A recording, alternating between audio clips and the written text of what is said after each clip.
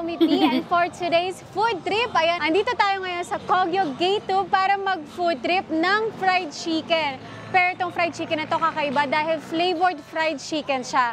At ito nga ang pinakaunang nag-open dito sa Kogyo Gate 2 na flavored fried chicken. At ito ang Panlasa PH. Kaya tara, kain na tayo!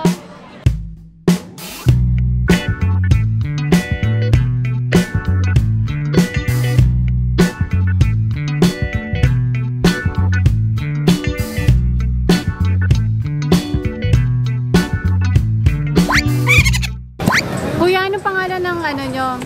Mr. Dunkin House. Mr. Dunkin House. Opo, kasi feedback lang yung galing sa mga customer, kalasa daw ni Dunkin Donuts. Talaga? Kahit tikman yung isa, ma'am. Sabi ko nga sa'yo, pag hindi masarap, babalik ko yung bayad ko, pero pagka masarap, doble babayaran mo. Lagi kayo nandito? Opo, ma'am. Lunes hanggang Sabado. Pero minsan may linggo. Depende. Pero anong oras kayo na nagbubukas dito? 6:30. Pero dito, umakit ako dito, ma'am. 3 pwesto kasi ito eh. Umakit ako dito, minsan mga 9 na.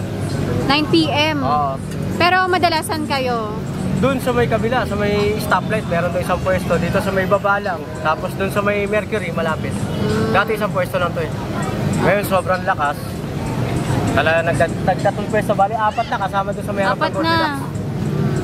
Kuya, magkano donut nyo? 12 lang po. 12 pesos? Oo. Anong mga flavor? 4 na flavor lang to, ma'am. Chocolate, strawberry, Bavarian, tsaka yung tindero, makapuno. Tindero, makapuno. Opo. Bakit naging makapuno kayo? Siyempre gano'n, ma'am eh. Kaso nga lang, hindi pwedeng tikman kasi baka mamaya balik-balikan. Ganon? Oo. So habang nag-aantay ng chicken, unahin muna natin to mga donut ni Kuya sa Mr. Dunkin House. Ayan, so meron tayo ditong chocolate flavor. Ayan o.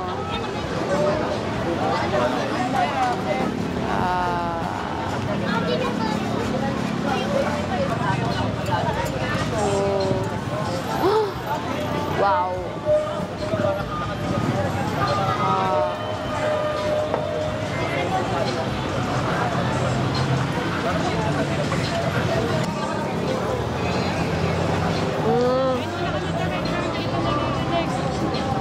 Ang sarap ng chocolate ah. Soft and chewy yung ano niya, yung dough, yung donut. Ay pwede ah, 12 pesos lang to ah.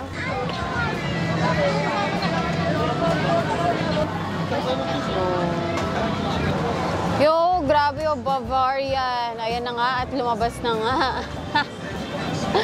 Parang familiar, charot. And open na natin.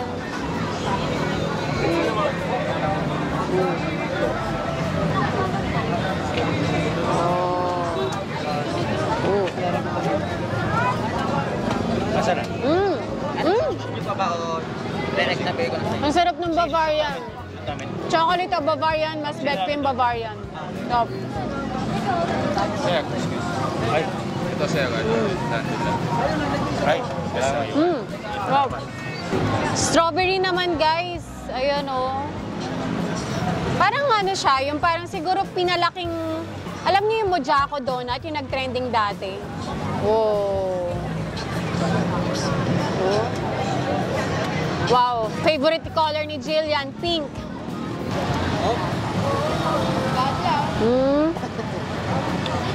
Strawberry. Ang galing nga kasi 12 pesos lang to, pero okay yung donut niya. Parang ano nga siya, parang magkalapit doon sa Mojako donut na nag-trending before na donut. Kasi to, mas pinalaki lang. Must try pag nandito kayo, kasi lagi nandito si Kuya. tatakap ako. Kaya nga nakikita ko. Kaya napatanong ako, gusto mo? Sarap eh. Sarap? Sarap talaga eh. Sarap talaga.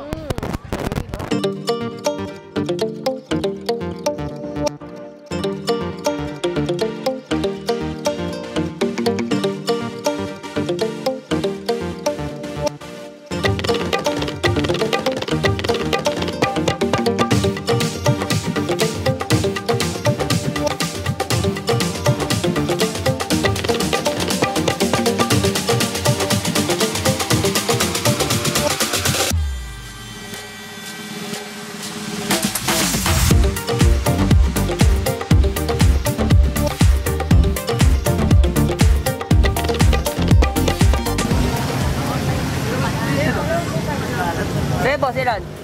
Kanin? Dalawa. Kuya, pang ilang kanin mo na? Pangalawa. Pangalawa pa lang? Ikaw kuya, pang ilang kanin mo na? Pangatlo?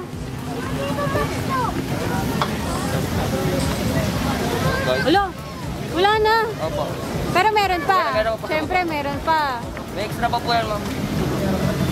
Ayan o, bago.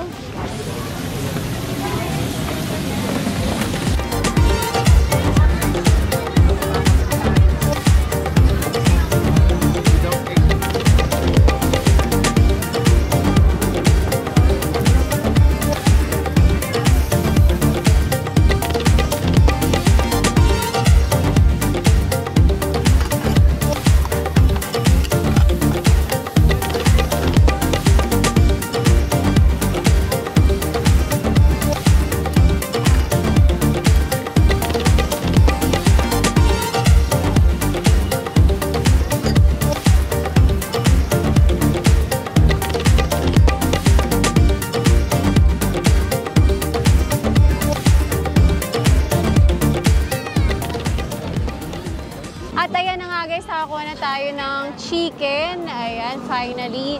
So, ang in-order kong chicken sa kanila, yung flavor, yung kanilang spicy, syempre, yung chili nila. Ayan o. Pulang-pula, spicy talaga. And meron din tayong sisig. Ito naman galing to sa Sisig Street, sa tapat lang ng Panlasa PH. Yan, by the way guys, nakalimutan ko sabihin, itong chicken galing to sa Panlasa PH, and itong Sisig Streets. And meron din tayo ditong lumpiang sariwa na hindi ko na alam saan galing. Inabot lang kasi sa amin to. Pero siya lang naman daw yung nagtitinda ng lumpia dito sa Kogyo. Unahin muna natin dito sa sisig. Yan, sisig with rice. 55 pesos kapag solo, pero pag gusto nyo na unlimited Java rice, 69 pesos. Ayan. So ito 55 lang to. Try natin.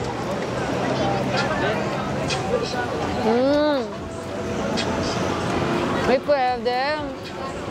Ay, sobrang malasa yung sisig nila. Manamis-namis yung sisig nila na may anghang din. Kaya nagugustuhan ko kasi maanghang siya.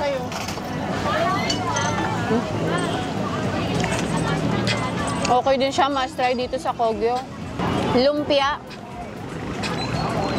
Lumpiang sariwa ni Manong na hindi ko alam saan. Pag mahilig kayo sa lumpia, hanapin niyo na lang, siya lang naman nagtitinda ng lumpia dito.